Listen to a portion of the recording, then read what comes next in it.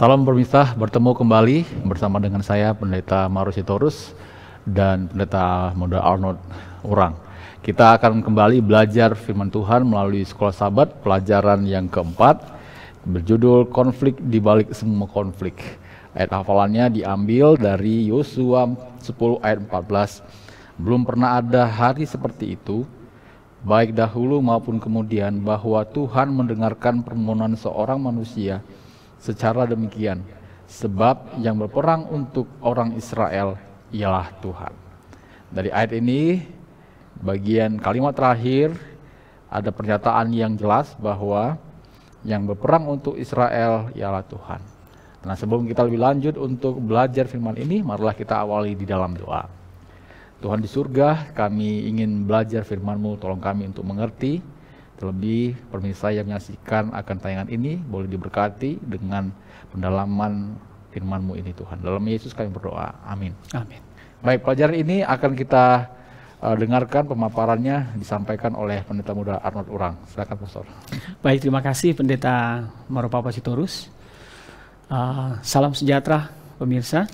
Saat ini kita membahas satu pelajaran yang sangat menarik, karena disinilah kita akan lihat bagaimana peperangan itu sesungguhnya terjadi, yang digambarkan melalui perang antara orang Israel dan orang Kanaan. Jadi konflik, behind all the conflicts, artinya sebenarnya ada satu konflik yang terjadi yang digambarkan dalam konflik atau perang antara orang Israel dan orang Kanaan. Ini dimulai dari yang ayat inti. Saya tertarik dengan ayat inti yang sudah dibacakan tadi. Namun yang sudah di bold oleh Pendeta Sitorus tadi, bahwa sebab yang berperang untuk orang Israel ialah Tuhan. Tuhan di sini mengambil peran terbesar, dan kalau mau digambarkan sebenarnya dari awal peperangan orang Israel, sebenarnya ini adalah perang miliknya Tuhan, dan orang Israel ada di dalamnya, di mana Tuhan menyelamatkan orang Israel.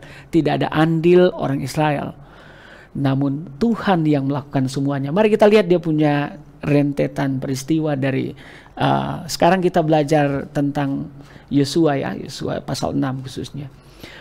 Yang pertama adalah kita harus lihat bagaimana Allah membela umatnya, di mana Tuhan berdiri di pihak umatnya. Bukan berarti umatnya ini sudah hidup benar dan layak, tetapi Tuhan mengasihani. Kita harus ke sana dulu.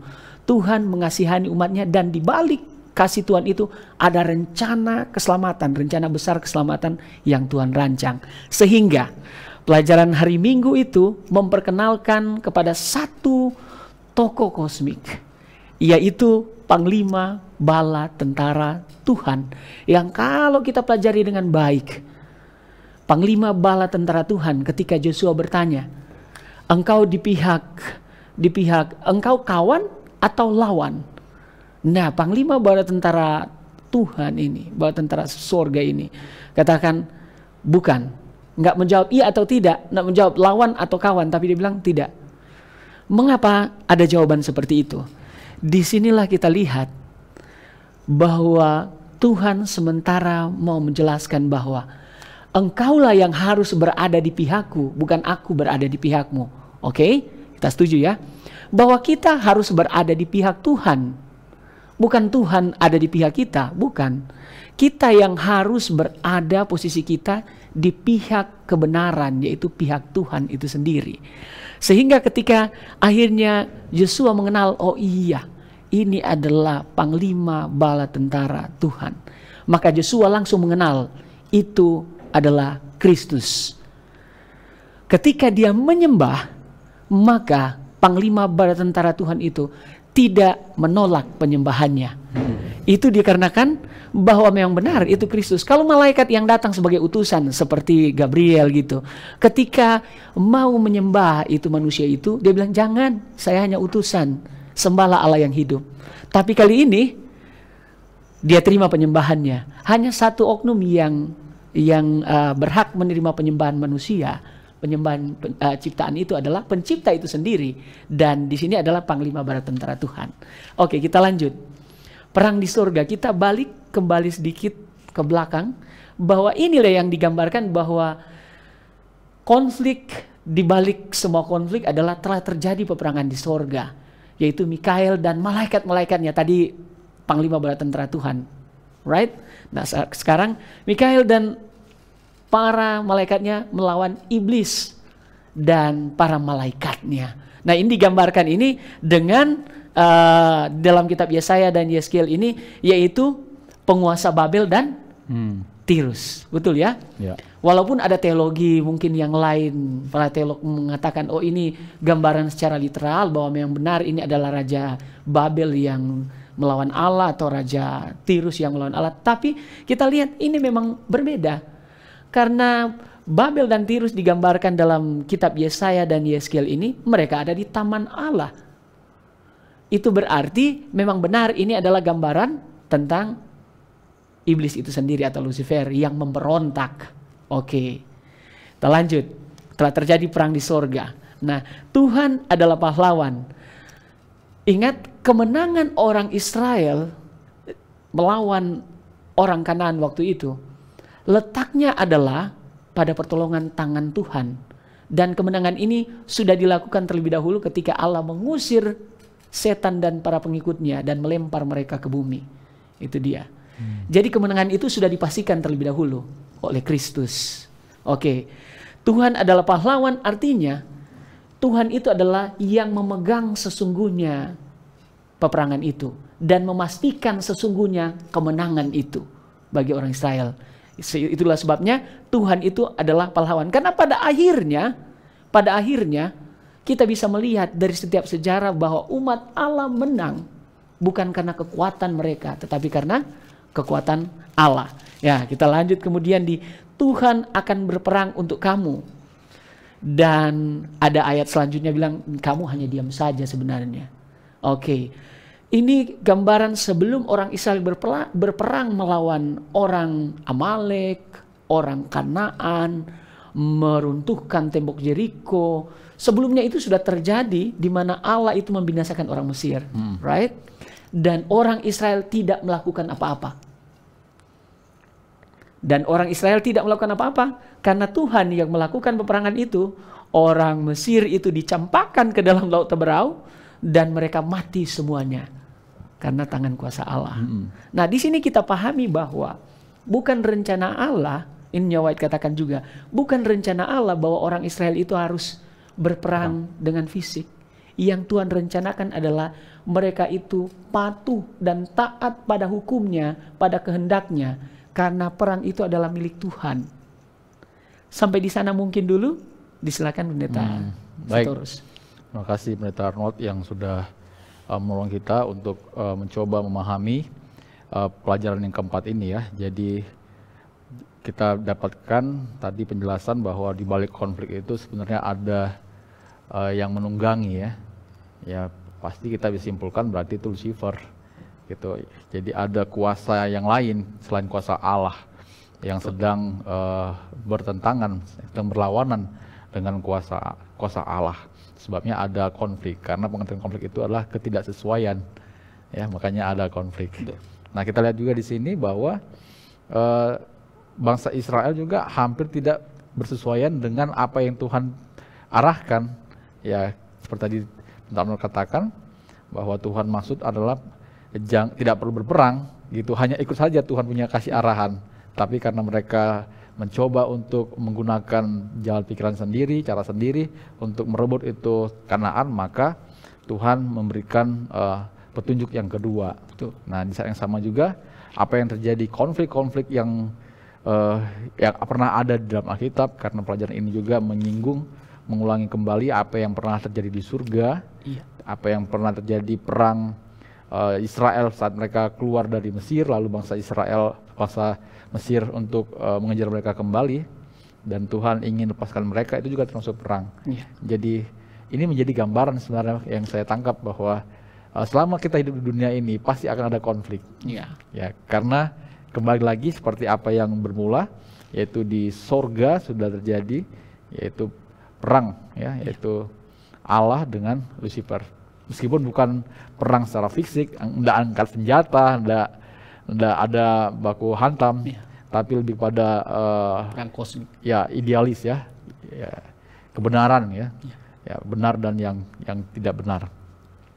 Baik, saya mau masuk kepada satu pertanyaan yang di dalam pelajaran kita ini, pelajaran hari Jumat ya, untuk kita diskusikan.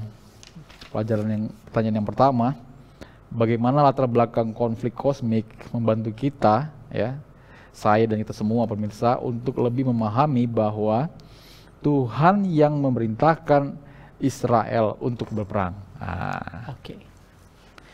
Jadi ini bagus sekali pertanyaannya. Kalau kita linearkan juga dengan pertanyaan yang ketiga.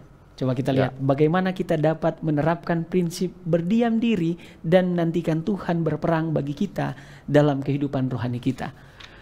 Tuhan memberikan satu gambaran kepada kita, oke, kita sementara ada dalam situasi konflik. Dan itu dikasih keterangan melalui firman Tuhan. Melalui kejatuhan, Adam dan Hawa itu konflik sudah terjadi. Lucifer sudah mengalahkan sebenarnya manusia itu. Lucifer mengalahkan manusia. Benar ya? Pendeta Marus setuju ya? Di Eden ya? Mereka itu kalah. Dan harus ada seorang pahlawan yang harus membalikan keadaan itu. Dan pahlawan kali ini diperkenalkan kepada Panglima Bala Tentara Tuhan. Oke. Mari kita masuk ke pertanyaan itu ya. Bagaimana latar belakang konflik kosmik membantu Anda untuk lebih memahami Tuhan yang memerintahkan Israel untuk berperang? Pemirsa yang diberkati oleh Tuhan, kita dalam situasi perang, sekalipun bukan perang fisik. Ingat baik-baik, Rasul Paulus juga menggambarkan bahwa kita melawan kuasa-kuasa kegelapan. Dan kita harus tahu situasi kita. Dan kita harus tahu posisi kita di mana. Apakah kita punya posisi ada di posisi terang pada kebenaran, atau justru ada di posisi yang aman? Aman ini berarti membela yang salah. Karena setan nggak perlu berperang lagi melawan kita. Karena kenapa? Sudah ada di pihaknya. Kita harus pastikan bahwa kita berada di pihak yang menang. Oke. Karena ini dia. Ketika janji Tuhan seperti ini, Tuhan akan berperang untukmu. Apa artinya itu? Perang ini adalah milik Tuhan, artinya konflik ini, dibalik semua konflik ini adalah milik Allah. Dan Allah bekerja sepenuhnya di situ. Apa yang bisa kita lakukan? Seperti orang Israel, kita harus percaya, patuh, taat secara totalitas kepada hukum Allah dan kasih-Nya. Taat totalitas. Artinya kita menurut saja Tuhan akan berperang untuk kita. Mengapa terjadi bahwa orang Israel itu akhirnya banyak yang mati dalam peperangan? Karena satu, yang pertama mereka melanggar perjanjian itu, mereka melupakan kuasa Allah, dan mereka mengandalkan kekuatan mereka sendiri. Mereka melupakan bahwa pertolongan yang sesungguhnya adalah Allah Israel, ada Yahweh itu sendiri, Tuhan itu sendiri, yang seharusnya menjadi kemenangan bagi mereka. Ada waktunya mereka kalah akhirnya karena mereka melupakan siapa sesungguhnya yang memegang kendali atas peperangan itu. Oke, tetapi Yosua di sini uniknya, Yosua di sini mengerti dengan sesungguhnya. Mengerti dengan sesungguhnya bahwa memang ini perang ini milik Tuhan dan pasti kita menang. Oke, seperti itu. Baik, terima kasih Pendeta. Semakin kita melihat bagaimana pelajaran ini diterangkan, semakin kita mengerti. Sebelum kita akan akhiri, mungkin ada closing statement, Pendeta? Oke, closing statement saya ambil dalam satu kutipan dari Ellen G. White yang terdapat dalam Of Omega jilid 1 halaman 392. Di bagian C saja saya ingin bacakan, sehingga ini boleh menjadi mungkin motivasi iman bagi kita. Bukanlah maksudnya agar mereka itu memperoleh negeri itu melalui peperangan, melainkan oleh penurutan yang saksama atas perintah Tuhan.